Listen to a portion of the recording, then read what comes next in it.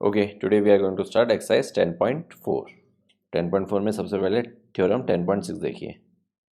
Equal chords of a circle या फिर congruent circles, यानी एक सर्किल के अंदर दो इक्वल कॉर्ड्स हैं या फिर दो कॉन्ग्रुएंट सर्किल्स हैं, उन दोनों के अंदर दो इक्वल कॉर्ड्स हैं, are equi distance from the centre. तो वो जो दोनों कॉर्ड्स होंगी सेंटर से इक्वी डिस्टेंस पे होंगी। तो सेंटर क्या है? एक पॉइंट है, और कॉर्ड क्या है? एक लाइन है।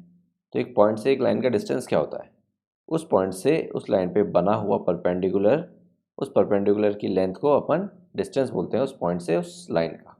तो यहाँ पे देखिए, ए बी एक कॉर्ड है, ओ सेंटर है, और ओ एम क्या है? ए बी पे परपेंडिकुलर है, तो पॉइंट ओ का ए बी से डिस्टेंस होगा ओ एम। तो ये थ्योरम क्या बोलती है?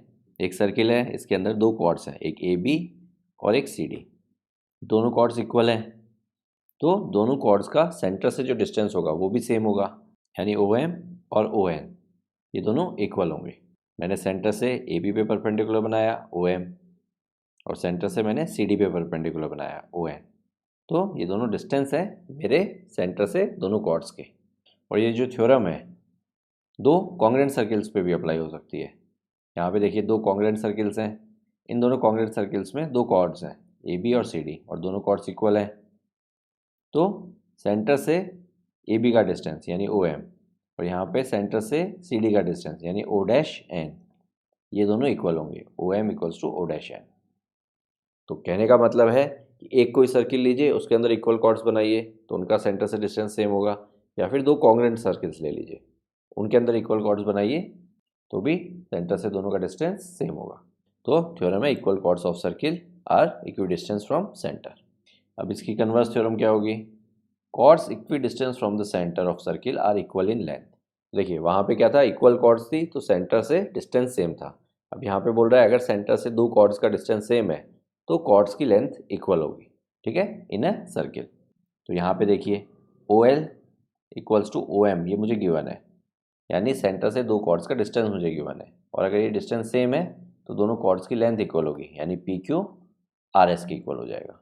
तो ये तो हुई थ्योरम्स, इनके ऊपर बेस्ड क्वेश्चंस करते हैं। सबसे पहले पिक करते हैं एग्जांपल नंबर 2। तो देखिए, if two intersecting chords of circle make an equal angle with diameter passing through their point of intersection, prove that chords are equal. तो देखिए कॉर्ड्स कौन सी है? एक कॉर्ड ए बी है, दूसरी कॉर्ड सी डी है, और पी क्यू क्या है? पी क्यू डायमीटर है, जो कि इन दोनों कॉर्ड्स के इंटरसेक्टिंग पॉइंट से पास हो रहा है। और इसके अलावा क्या दे रखा है? ये जो दो इंटरसेक्टिंग कॉर्ड्स हैं ये डायमीटर के साथ इक्वल एंगल बना रही है, यानी ये वाला जो एंगल है, एंगल ओ ई एम, ये किसके इक्वल है? एंगल ओ ई एल के इक्वल है। ये भी गिवन इन्फॉर्मेशन है। तो देखिए कैसे करेंगे, अपन ये दो ट्रायंगल्स पिक करेंगे ओ एल ई और ओ एम ई, यानी ये जो मैं शेड किया है ये तो है ओ एल ई, अब जो मैं शेड कर रहा हूँ ये है ओ एम ई। इन दोनों ट्रायंगल्स को अगर मैं कॉन्ग्रुएंट प्रूफ कर पाया तो सी पी सी टी से मैं O L equals to O M बोल दूंगा। तो देखिए L E O equals to M E O, ये तो मुझे गिवन इन्फॉर्मेशन है। L O E equals to M O E, ये कैसे प्रूफ किया मैंने? देखिए ये 90 है तो ये भी 90 है, और इधर ये भी 90 है। तो ऊपर और नीचे वाले दोनों ट्रायंगल्स में आप देखेंगे तो ये वाला एंगल तो इसके ऑलरेडी इक्वल है, और एक 90 90 भी है। तो जब दो ट्रायंगल्स में दो एंगल्स इक्वल हो गए तो तीसरा अपने आप इक्वल होगा कि नहीं होगा? उसी चीज़ को यूज़ करते हुए मैंने एल ई ओ, यानी इस वाले एंगल को इस वाले एंगल के इक्वल प्रूफ किया, और वो कहाँ पे किया? यहाँ पे। तो आप क्या करेंगे, इस वाले को 90 ले लीजिए, इस वाले को x ले लीजिए, और इस वाले को चाहिए तो y ले लीजिए। तो एंगल सम प्रॉपर्टी लगा दीजिए इसमें, तो y की क्या वैल्यू आएगी? 180 माइनस 90 माइनस एक्स। तो 180 में से 90 जाएगा तो 90 बचेगा, यानी 90 माइनस एक्स। तो y equals to 90 minus x, और ये वाला भी x है, और इस वाले को आप z ले लीजिए। तो अगेन नीचे वाले में भी जब एंगल सम प्रॉपर्टी लगाएंगे तो z की क्या वैल्यू आएगी? z equals to 180 minus 90 minus x. तो 180 माइनस 90 90, तो आपके पास z equals to 90 minus x. तो y भी 90 माइनस एक्स है और z भी 90 माइनस एक्स है, दैट मीन्स y और z इक्वल है। तो ये दूसरा एंगल हो गया। अब ई ओ साइड को देखिए, दोनों में कॉमन है, तो ये जो साइड है ई ओ, ये जो दो एंगल मैंने मेंशन करे हैं उनके बीच में लाई करती है। तो मैं SAS लगा सकता हूँ, तो यहाँ पे रीज़न आएगा SAS कॉन्ग्रुएंसी, और उससे मैंने इन दोनों ट्रायंगल्स को कॉन्ग्रुएंट बोल दिया, और CPCT से मैंने OL इक्वल्स टू OM बोल दिया। तो अब देखिए OL इक्वल्स टू OM, इसका मतलब है कि both the chords are equi distance from the centre. तो एक थ्योरम अपन ने अभी अभी पढ़ी थी, if two chords are equi distance from the centre then their length are equal. तो उसकी हेल्प से मैंने AB इक्वल्स टू CD बोल दिया, और रीजन में ये वाली थ्योरम आ जाएगी। क्लियर है? ओके, तो अब स्टार्ट करते हैं एक्सरसाइज 10.4। देखिए question number 1, two circle of radii 5 and 3 intersect at 2 points and the distance between their center is 4. Find the length of common chord. तो देखिए मैंने दो सर्किल्स ड्रॉ किए जो कि 2 पॉइंट्स A और B पे इंटरसेक्ट कर रहे हैं। बड़े वाले की रेडियस 5 है, छोटे वाले की रेडियस 3 है, और इन दोनों का जो सेंटर है उनका डिस्टेंस है 4 सेंटीमीटर, यानी O dash equals to 4 centimetre. मुझे कॉमन कॉर्ड यानी AB की लेंथ निकालनी है। तो मैं OA, OB, O dash A और O डैश B इनको ज्वाइन कर देता हूँ। ओके, अब देखिए O डैश ये सेंटर्स को ज्वाइन करती हुई लाइन है, और कॉमन कॉर्ड AB से पास हो रही है। लेट सपोज ये C पे इंटरसेक्ट कर रहे हैं दोनों। तो सबसे पहले आप स्टेटमेंट लिखेंगे O dash is perpendicular bisector of AB, और इसका रीज़न चाहिए तो 10.3 क्वेश्चन नंबर 3 ध्यान कीजिए। वहाँ पे दो सर्किल्स थे जो कि 2 पॉइंट पे इंटरसेक्ट कर रहे थे, और वहाँ पे भी एक कॉमन कॉर्ड थी, और उस कॉमन कॉर्ड का परपेंडिकुलर बाइसेक्टर दोनों सेंटर से पास कर रहा था। तो उस चीज़ को अपन ने यहाँ पे यूज़ किया, इन दोनों सेंटर्स को ज्वाइन किया जो कि परपेंडिकुलर बाइसेक्टर होगा AB का। और अगर ऐसे नहीं करना है तो दूसरा तरीका मैं आपको बता देता हूँ। ये वाली साइड इस वाले के इक्वल है, ये वाली साइड इसके इक्वल है, तो आप क्या लिखेंगे OA equals to OB, O dash A equals to O dash B। Therefore we can say OA O dash B is a kite quadrilateral, and in a kite we know diagonals are perpendicular to each other. तो इससे आपने क्या proof कर दिया, ये 90 degree है और ये भी 90 डिग्री है। अब इस वाले 1 और 2 ट्रायंगल को कॉन्ग्रुएंट प्रूफ कर दीजिए। देखिए हाइपोटेन्यूस इक्वल है, एक 90 डिग्री हो गया और OC कॉमन हो गया, तो RHS से दोनों ट्रायंगल्स कॉन्ग्रुएंट हो जाएंगे, तो CPCT से AC इक्वल्स टू BC हो जाएगा, यानी AB बाइसेक्ट भी हो रही है, तो सेम चीज़ आ गई, O dash is perpendicular bisector of AB। तो इतना सब ना करने की बजाय जस्ट आपने ये एक स्टेटमेंट लिख दिया। तो देयरफॉर आपने क्या लिखा, AC इक्वल्स टू BC, और इसके अलावा एंगल ACO जो कि होगा 90 डिग्री, क्योंकि O डैश परपेंडिकुलर बाइसेक्टर है AB का, तो ये दोनों चीज़ें अवेलेबल है अपने पास। अब देखिए OA छोटे वाले सर्किल की रेडियस है, तो ये 3 हो गया।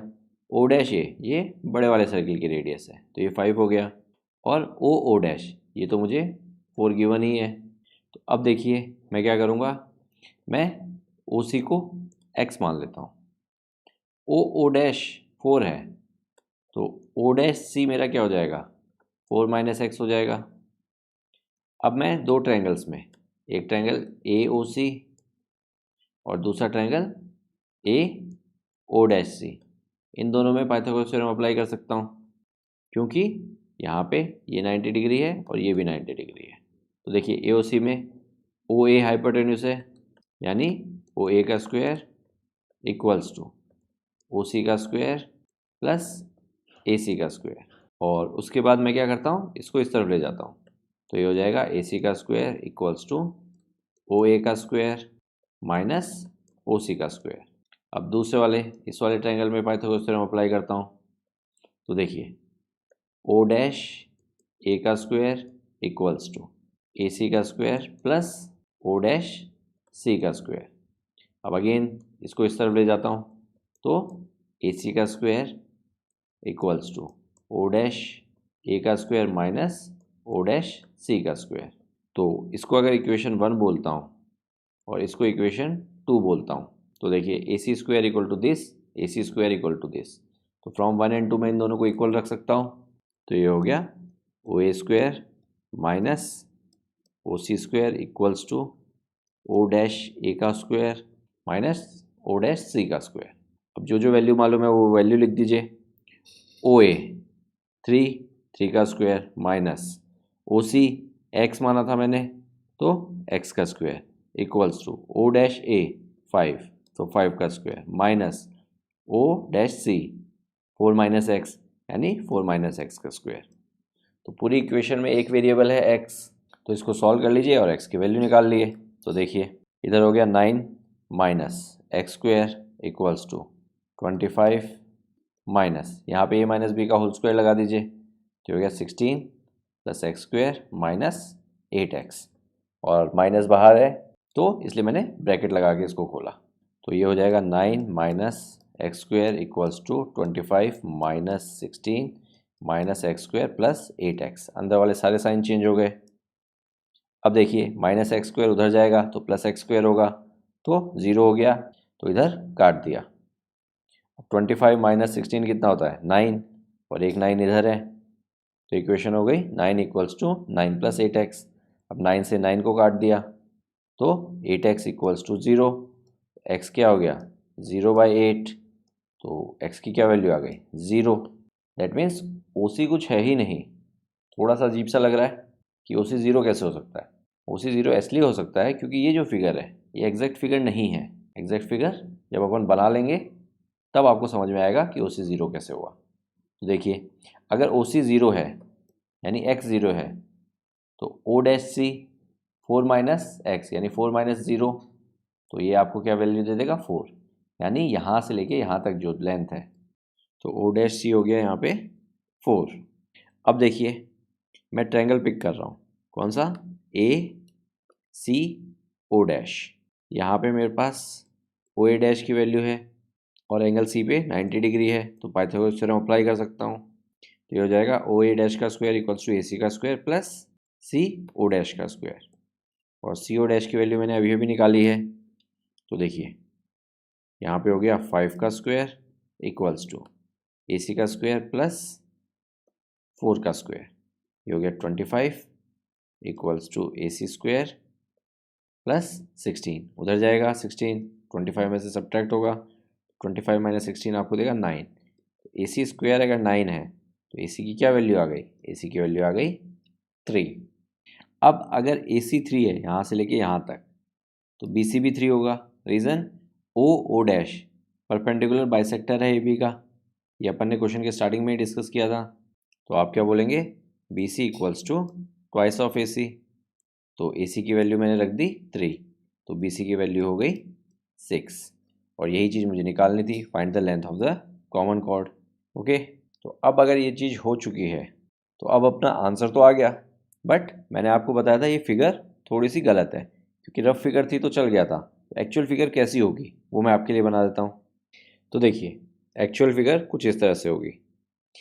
ये जो कॉमन कॉर्ड है ये एक्चुअली छोटे वाले ट्रायंगल का डायमीटर है, और सेंटर पॉइंट कहाँ पे है ओ, यानी इस कॉमन कॉर्ड के ऊपर ही इस सर्किल का सेंटर लाई कर रहा है, और ये दूसरा सेंटर ओ डैश। तो अगर ओ इस कॉमन कॉर्ड पे ही लाई कर रहा है तो इस वाले फिगर में आप देखिए कॉमन कॉर्ड और ओ डैश को जो ज्वाइन किया था वो इंटरसेक्शन पॉइंट था सी, तो यहाँ पे देखिए ओ डैश को ज्वाइन किया और कॉमन कॉर्ड का इंटरसेक्शन पॉइंट क्या है ये, जो कि सेंटर है। तो एक्चुअली में पॉइंट ओ और पॉइंट सी एक ही पॉइंट्स है, समझ में आया, इसलिए यहाँ पे ओ सी 0 आया था। तो ये होगा आपका एक्चुअल फिगर।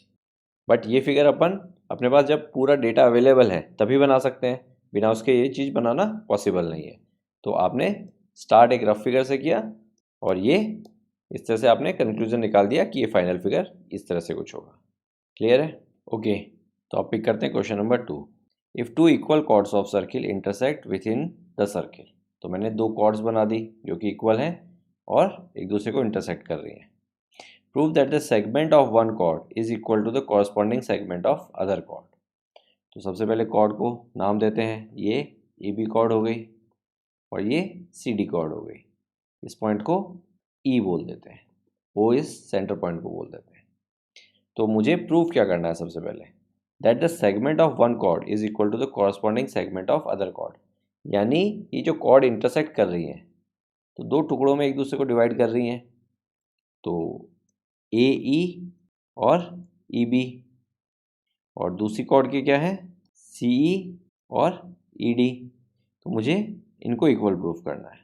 तो ये है मेरा to prove that the segment of one chord is equal to the corresponding segment of other chords, यानी A equals to C prove करना है और D equals to B prove करना है। तो लेट्स सी कैसे करेंगे। देखिए, मैं पॉइंट ओ से दो परपेंडिकुलर लाइंस ड्रॉ करता हूँ और फिर मैं पॉइंट ओ से पॉइंट ई को भी ज्वाइन कर देता हूँ। तो इन पॉइंट्स को नाम देता हूँ, इसको एफ बोल देता हूँ, इसको जी बोल देता हूँ।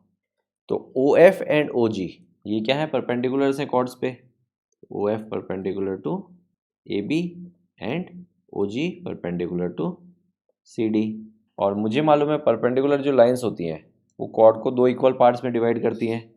दैट मीन्स इससे मैं क्या लिख सकता हूँ, A F equals to F B, और इससे मैं क्या लिख सकता हूँ, C G equals to B G. तो इस कंस्ट्रक्शन की हेल्प से अपने पास इतनी इन्फॉर्मेशन तो आ गई। अब देखिए, मैं ट्रायंगल्स पिक कर रहा हूँ। कौन से? ट्रायंगल जी ओ ई और ट्रायंगल एफ ओ ई। इन दोनों ट्रायंगल्स को मैं कॉन्ग्रुएंट प्रूफ करूँगा। देखिए, ये 90 है और ये भी 90 है, दो तो एंगल हो गए। Angle O G E equals to angle O F E equals to 90 degree. O E side जो है वो दोनों में कॉमन है, और ओ ई क्या है, हाइपोटेन्यूस भी है। और इसके अलावा O G equals to O F. इसका रीज़न आप क्या लिखेंगे? देखिए, आप लिखेंगे equal chords are equi distance from the centre. तो कॉर्ड्स मुझे इक्वल दे रखी हैं, यहाँ पे देखिए इक्वल कॉर्ड्स। तो एक सर्किल के अंदर इक्वल कॉर्ड्स जो होती हैं वो सेंटर से इक्वल डिस्टेंस पे होती हैं, इसलिए मैंने ओ G equals to O F बोल दिया। तो यहाँ पे देखिए, राइट एंगल, हाइपोटेन्यूस और एक कोई साइड, तो आर एच एस से दोनों ट्रायंगल्स क्या हो गए, कॉन्ग्रुएंट हो गए। तो मैंने इन दोनों को कॉन्ग्रुएंट लिख दिया। तो अब इनकी सिंप्लिसिटी से मैं क्या निकालूंगा, G equals to F E. Reason आ जाएगा सिंप्लिसिटी। अब एक चीज़ बताइए, अगर दो कॉर्ड्स इक्वल हैं, A B equals to C D, तो उनका हाफ वो भी आपस में इक्वल होगा। तो ए बी का हाफ क्या है, A F and F B, और सी डी का हाफ है सी जी एंड डी जी। तो यहाँ पे एक मिस्टेक हुई है अपन से, अपन ने सी जी और बी जी लिखा है। तो ये सी जी और डी जी है एक्चुअली में, क्योंकि बी जी तो कोई लाइन ही नहीं है। तो ये दो पार्ट्स में डिवाइड हुई, सी जी और डी जी। तो हो सकता है पीछे बोला भी गलत हो, तो ये चीज़ नोट कर लीजिए। तो इस तरह से सी डी के दोनों हाफ क्या है, सी जी और डी जी, तो ये भी आपस में इक्वल होंगे। तो देखिए, मैं 1/2 से दोनों तरफ मल्टीप्लाई करता हूँ, और ए बी के हाफ को मैं बी एफ लिख देता हूँ, और सी डी के हाफ को मैं डी जी लिख देता हूँ, और इसको एक इक्वेशन मार्क कर देता हूँ। और एक इक्वेशन मेरी ये है, लेट्स सपोज ये 5 है, लेट्स सपोज ये 6 है। अब देखिए, इन दोनों इक्वेशन को मैं ऐड कर देता हूँ। तो जी के साथ मैं डी जी ऐड करूँगा। कैसे? इस इक्वेशन को मैं यहाँ पे रीराइट कर देता हूँ। B F equals to D G लिखूँ या फिर D G equals to B F लिखूँ, एक ही बात है। तो लेफ्ट हैंड साइड से, यानी इन दोनों को जी ई एंड डी जी, तो ये हो जाएगा D E equals to F E और बी एफ। तो फिगर में देखिए, ये हो जाएगा बी ई। तो एक चीज़ तो प्रूफ हो गई, कौन सी? ये वाली ई बी है ये, ई बी बोलिए या बी ई बोलिए, और ई डी है ये, ई डी बोलिए या डी ई बोलिए। क्लियर है? और अब मैं क्या करता हूँ नेक्स्ट टाइम के लिए, ए बी के हाफ को, इस बार मैं ए बी के हाफ को मैं ए एफ लिखता हूँ, और सी डी के हाफ को मैं क्या लिखता हूँ, जी सी लिखता हूँ। तो ए एफ इक्वल्स टू जी सी हो गया। अब मैं क्या करूँगा, ये वाली जो इक्वेशन है इसको मैं इसके नीचे लिख देता हूँ। तो जी इक्वल्स टू एफ ई है, तो मैं यहाँ पे लिखूँगा एफ ई इक्वल्स टू जी ई। उसका रीज़न देखिए, अभी समझ में आएगा आपको। इसको मैं इक्वेशन 7 बोलता हूँ, इसको इक्वेशन 8 बोलता हूँ। तो इक्वेशन 7 में से मैं इक्वेशन 8 सब्ट्रैक्ट कर देता हूँ। ए एफ में से एफ ई सब्ट्रैक्ट करूँगा, तो देखिए ए एफ यहाँ से यहाँ तक है और एफ ई यहाँ से यहाँ तक है, तो क्या बचा, ए ई बचा। तो A F minus F E A E आ गया। अब जी सी माइनस जी ई देखिए, जी सी माइनस जी ई, आपके पास क्या आया, ई सी आया।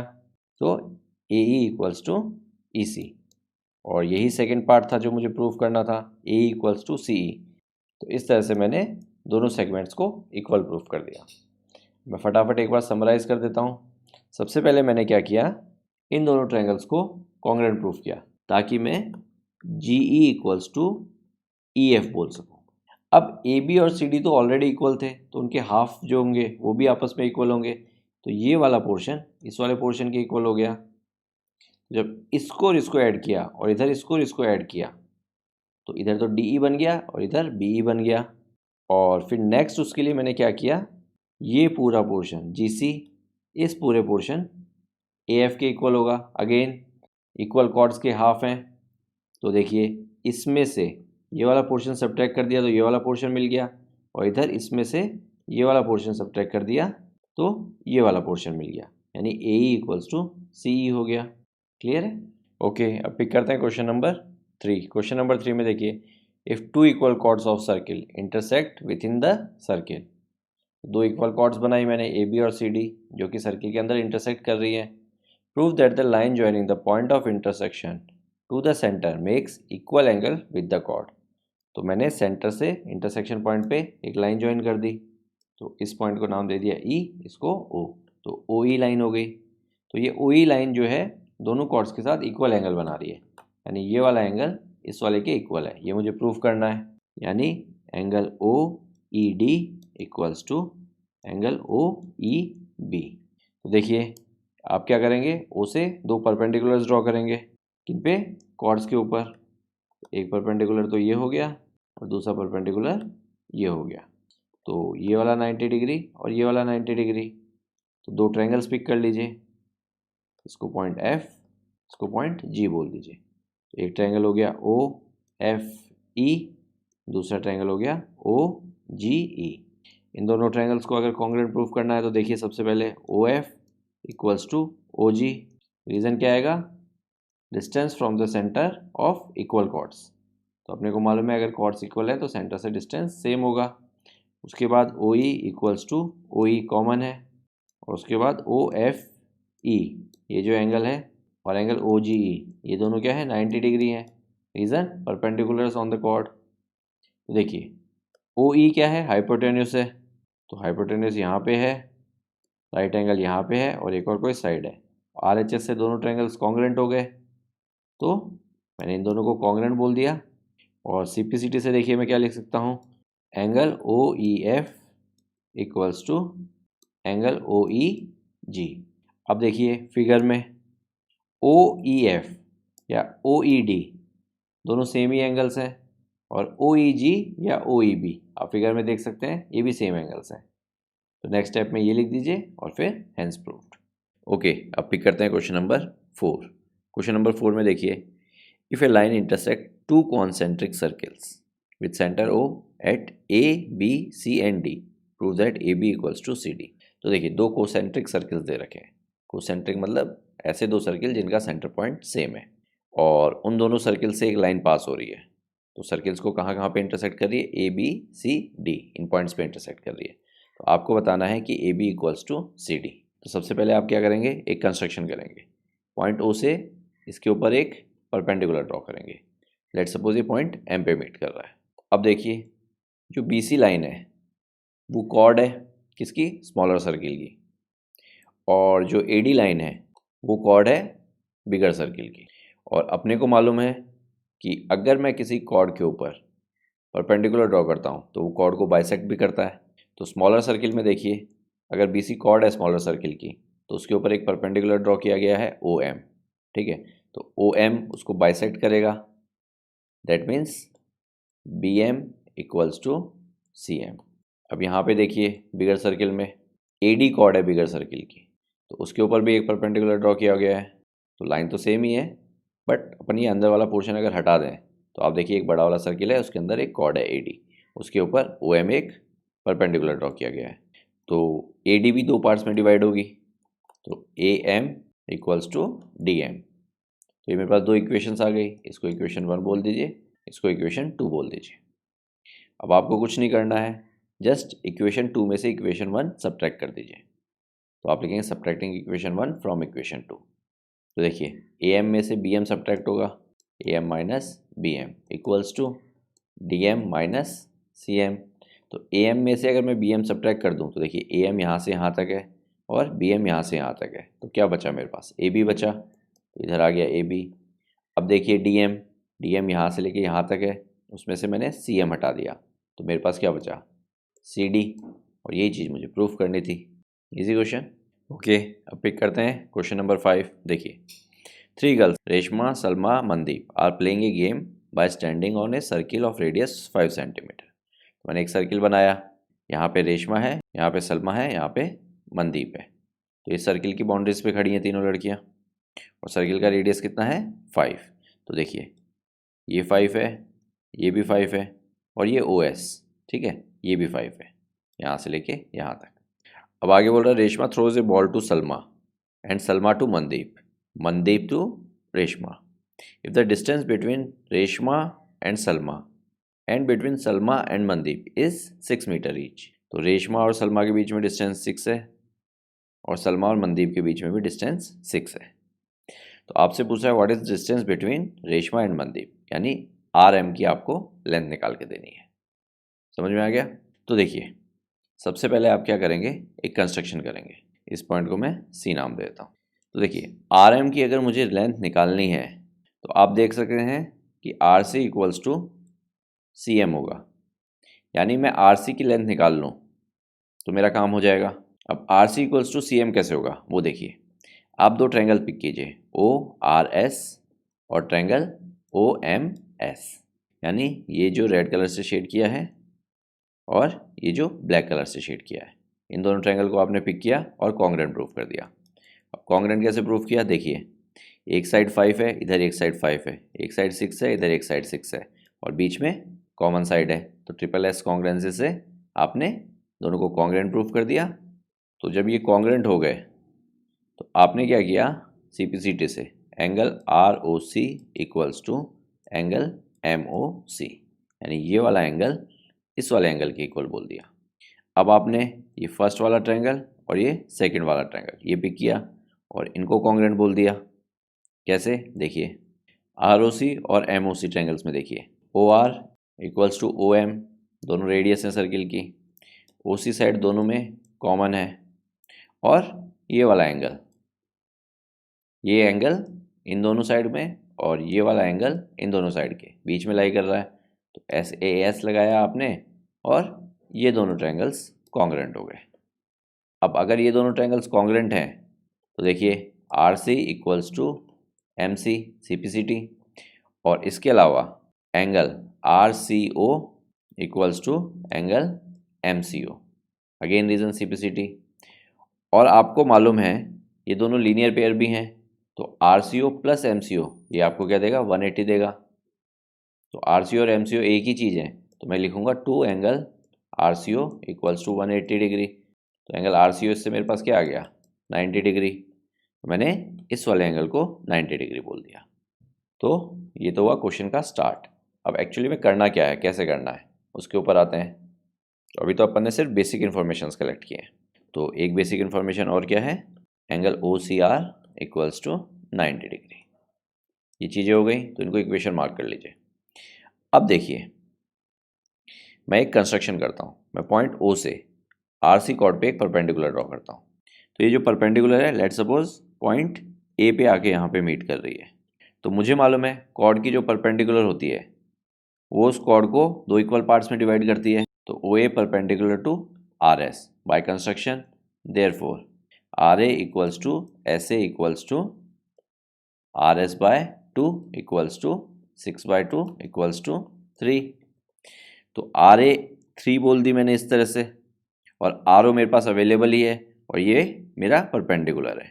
तो अब देखिए मैं क्या करने वाला हूँ, मैं ट्रायंगल ROS का एरिया निकालने वाला हूँ।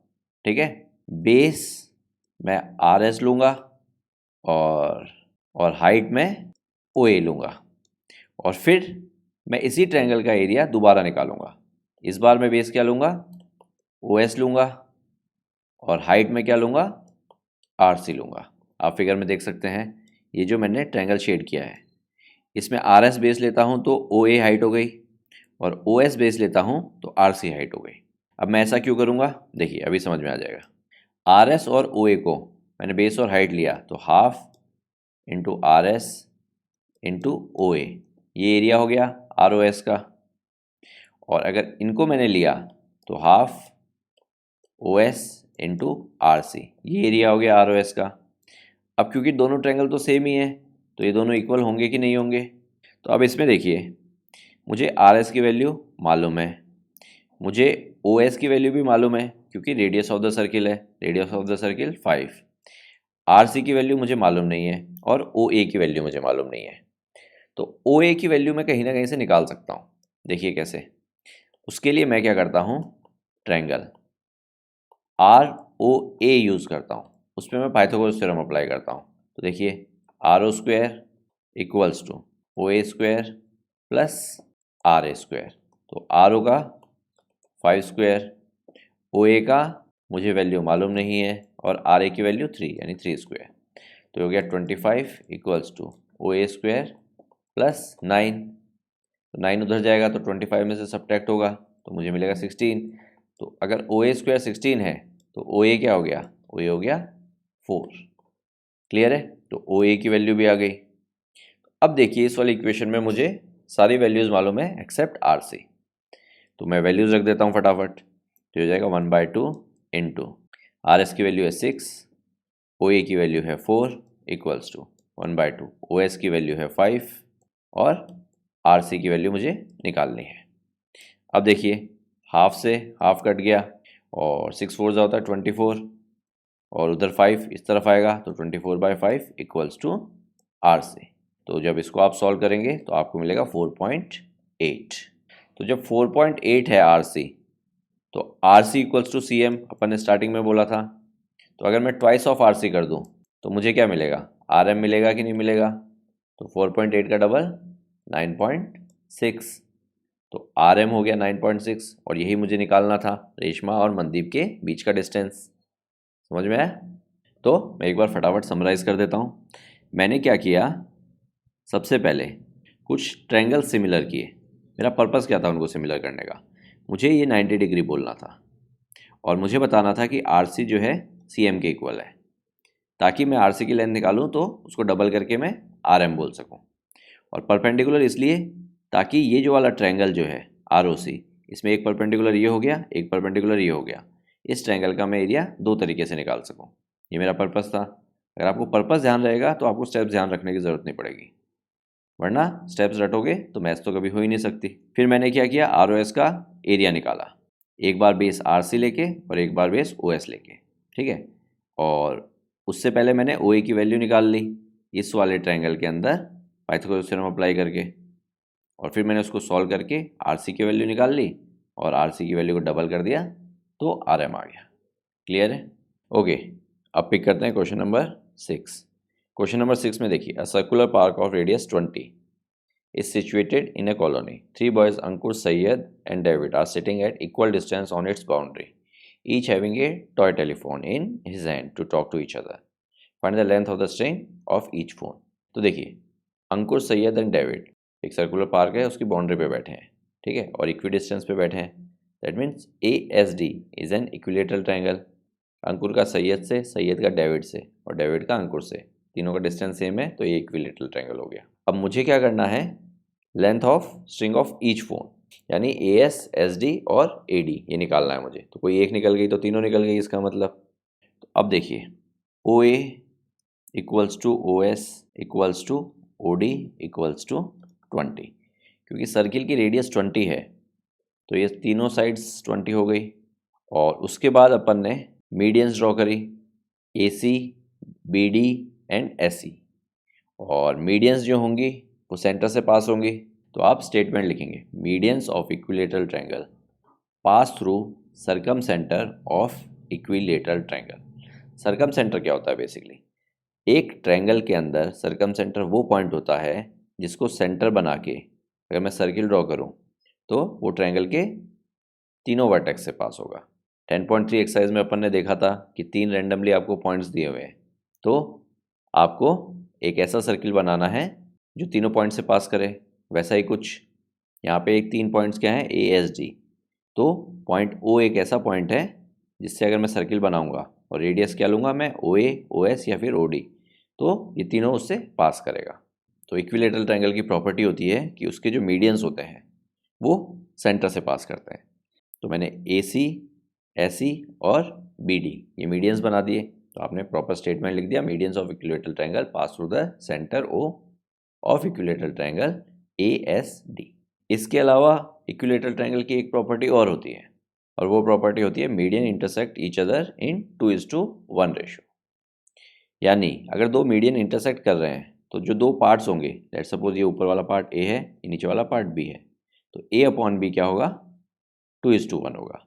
तो अगर A अपॉन B 2/1 है तो A की वैल्यू मुझे मालूम है कितनी है, 20 अपॉन B इक्वल्स टू 2:1।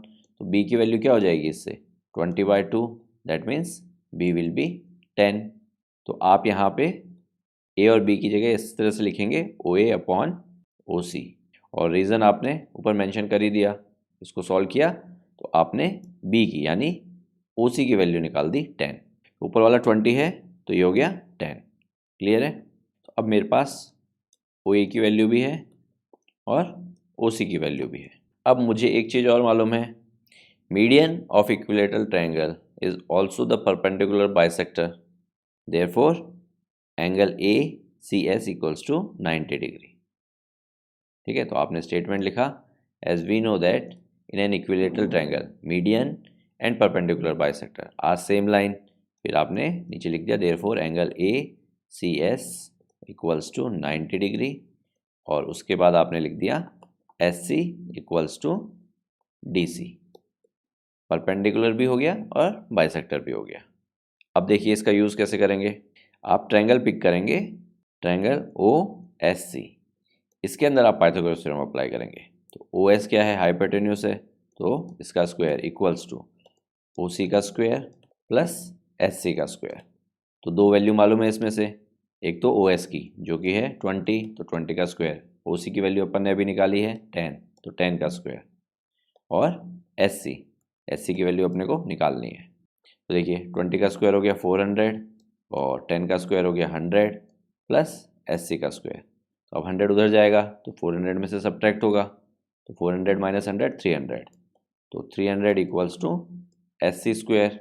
तो दोनों तरफ अंडर रूट करेंगे तो ये क्या आ जाएगा, 10√3। तो ये मेरी आ गई SC की वैल्यू। अब देखिए SC DC के इक्वल है, यानी यहाँ से लेके यहाँ तक ये दो इक्वल पार्ट्स हैं। तो अगर मैं SC को डबल कर दूँ तो twice of SC equals to SD, यानी 20√3 हो जाएगा ये। अगर इसको 2 से मल्टीप्लाई करूँगा तो ये 20√3 हो गया। तो मुझे यही चीज़ निकालनी थी। अगर SD 20√3 है तो AD भी 20√3 हो जाएगा और AS भी 20√3 हो जाएगा। तो अपन क्या लिखेंगे लास्ट में, therefore the string of each phone is 20√3। Clear है। ओके, इसी के साथ ये लास्ट क्वेश्चन भी फिनिश हुआ। बट एक चीज़ और, फॉर क्यूरियस स्टूडेंट्स ओनली, ये जो प्रॉपर्टी है ये प्रॉपर्टी आपने पहली बार सुनी होगी। तो मैथ्स में किसी भी चीज़ पे आप इस तरह से विश्वास नहीं कर सकते कि क्यों होता है। You should always ask why, क्यों, कैसे। तो सिर्फ उन स्टूडेंट्स के लिए जो मैथ्स में थोड़ा सा क्यूरियस रहते हैं, उसके लिए मैं ये प्रॉपर्टी का डेरिवेशन भी आपको बता देता हूँ। और जिनको इससे मतलब नहीं है तो उनके लिए ये एक्सरसाइज यहीं पे फिनिश होती है। You can directly jump to the next exercise now. तो देखिए दो मीडियंस एक दूसरे को 2:1 के रेशियो में डिवाइड करती हैं, ये मैंने बोला। अब ये मैंने कैसे बोला, देखिए मैं कुछ एरिया शेड कर रहा हूँ। ये रेड कलर से जो मैंने एरिया शेड किया और ये मैंने ब्लैक कलर से जो एरिया शेड किया, ठीक है। AC मीडियन है तो SC इक्वल्स टू DC हो गया, और ये एल्टीट्यूड है, दोनों ट्रायंगल में एल्टीट्यूड यही है। तो हाफ बेस इनटू हाइट के हिसाब से दोनों ट्रायंगल्स का एरिया इक्वल होगा। तो इस एरिया को मैं A बोल दूँ तो ये एरिया भी मेरा A हो जाएगा, और सेम चीज़ यहाँ पे भी अप्लाई होगी। तो इस एरिया को अगर मैं B बोल देता हूँ तो ये B हो जाएगा, इस एरिया को मैं C बोल देता हूँ तो ये एरिया C हो जाएगा। क्लियर है। अब एक चीज़ देखिए, एक मीडियन पूरे इक्विलेटरल ट्रायंगल को दो इक्वल एरियाज़ में डिवाइड करती है। अगर ये एक मेरा इक्विलेटरल ट्रायंगल है, इस पर मैंने ये एक मीडियन बनाई है, तो देखिए ये वाला पार्ट और ये वाला पार्ट इक्वल है, अगेन एल्टीट्यूड सेम है, तो ये वाला एरिया इस वाले एरिया के इक्वल होगा। क्लियर है। तो अब इस प्रॉपर्टी को अगर मैं यूज़ करूँ तो मैं दो एरिया शेड कर रहा हूँ, ठीक है। एक तो ये रेड कलर से जो मैंने शेड किया, और एक ये ब्लू कलर से जो मैंने शेड किया, ये दोनों एरियाज भी इक्वल होंगे। तो रेड वाला क्या है, बी प्लस ए, यानी इन तीनों एरिया का सम है। और ब्लू वाला क्या है, सी प्लस ए, इन तीनों एरिया का सम है। तो ये चीज़ मैं इक्वल लिख सकता हूँ। तो मैंने लिखा B plus A equals to C plus A. तो ये हो गया 2b plus A equals to 2c plus A. अब देखिए ए से ए गया तो ये हो गया 2b इक्वल्स टू 2c, तो 2 से 2 गया तो b इक्वल्स टू c हो गया। तो अगर b इक्वल्स टू c हो गया तो उसी तरीके से जैसे मैंने ये प्रूव किया है उसी तरीके से मैं a इक्वल्स टू c भी प्रूव कर सकता हूँ। कैसे, एक बार ये ब्लैक वाला शेडेड वाला एरिया ले लीजिए और फिर ये ब्लू वाला शेडेड वाला एरिया ले लीजिए, ठीक है। तो उस तरह से ये प्रूफ हो जाएगा। तो b इक्वल्स टू सी है, a इक्वल्स टू सी है, तो एक प्रकार से मैं कह सकता हूँ कि सारे ही एरिया इक्वल हैं। जो ये 6 ट्रायंगल्स बने हुए हैं ये सारे का एरिया इक्वल है। तो इसको भी मैं a बोल देता हूँ, इसको भी मैं a बोल देता हूँ, इसको भी a और इसको भी a बोल देता हूँ। समझ में आ गया यहाँ तक। अब देखिए ध्यान से समझिएगा, मैं ट्रायंगल पिक कर रहा हूँ, ट्रायंगल AOS और ट्रायंगल AOE, ये दो ट्रायंगल्स मैंने पिक किए। AOS का एरिया क्या होगा, ट्वाइस ऑफ A, क्योंकि AOS कौन सा है, देखिए ये जो मैंने ब्लैक कलर से शेड किया है तो ट्वाइस ऑफ A हो गया। और ये जो रेड कलर से मैं शेड कर रहा हूँ ये है AOE, तो ये क्या हो गया, एरिया A हो गया। तो इस वाले का एरिया हो गया A। अब एक चीज़ देखिए, ASO को मैं बाहर बनाता हूँ, ये SO साइड है मेरी और ये A पॉइंट है कहीं पे। अब अगर मुझे इसका एरिया निकालना है तो A से मैं परपेंडिकुलर ड्रॉ करूँगा। तो A से जब मैंने परपेंडिकुलर ड्रॉ किया तो मुझे SO को एक्सटेंड करना पड़ेगा। तो ये मेरा परपेंडिकुलर है जो कि एक्चुअल फिगर में क्या है, AE है, यानी ASO का परपेंडिकुलर क्या है, AE है। और AOE इसका परपेंडिकुलर तो वैसे भी AE ही है क्योंकि ये 90 डिग्री है यहाँ पे। तो ये चीज़ मैंने आपको क्यों बताई, देखिए मैं इन दोनों ट्रायंगल्स में एरिया का फॉर्मूला अप्लाई करने वाला हूँ। तो AOS का एरिया क्या होगा, हाफ बेस में OS ले रहा हूँ तो OS इंटू AE अपॉन मैं AOE ट्रायंगल का एरिया लिख रहा हूँ, हाफ बेस मैंने क्या लिया OE इंटू AE, यानी मैंने दोनों ट्रायंगल का एरिया का रेशो निकाल रहा हूँ, यानी area triangle AOS upon area triangle AOE, तो वो इसके इक्वल हो गया। और अभी मैंने देखा था कि AOS का एरिया 2A है और AOE का एरिया A है। तो अब आप देखिए इससे ये गया, इधर AE से AE गया, हाफ से हाफ गया, तो मेरे पास क्या आया, OS upon OE equals to 2/1। That means OS is to OE equals to 2:1। तो ये वाला पोर्शन अपॉन ये वाला पोर्शन 2:1 हो गया और ये क्या था, मीडियन था। तो सिमिलरली बाकी मीडियंस के लिए भी अपन बोल सकते हैं। तो ये थ्योरम अपन ने यूज़ की, median intersect each other in 2:1 ratio. समझ में आया, इंटरेस्टिंग चीज़ थी। ओके, तो इसी के साथ ये आपकी एक्सरसाइज ख़त्म होती है। मैथ्स में किसी भी चीज़ की कोई लिमिट नहीं होती है, जितनी ज़्यादा आप प्रैक्टिस करेंगे उतना अच्छा आपका उस पर कमांड रहेगा। तो प्लीज़ कीप प्रैक्टिसिंग, और जितनी एक्स्ट्रा बुक आप पिक कर सकते हो उतनी एक्स्ट्रा बुक पिक कीजिए। कहीं पे भी कोई डाउट आता है तो please let us know, we will try to help you out. Okay, see you in the next video. From your mentoring, make a difference. Hereby, students can contact us for group and individual mentoring session. Our location is mentioned in video description. Others can contact us for online classes, online doubt clearing sessions, and for other online videos which are not publicly available on YouTube. Thank you.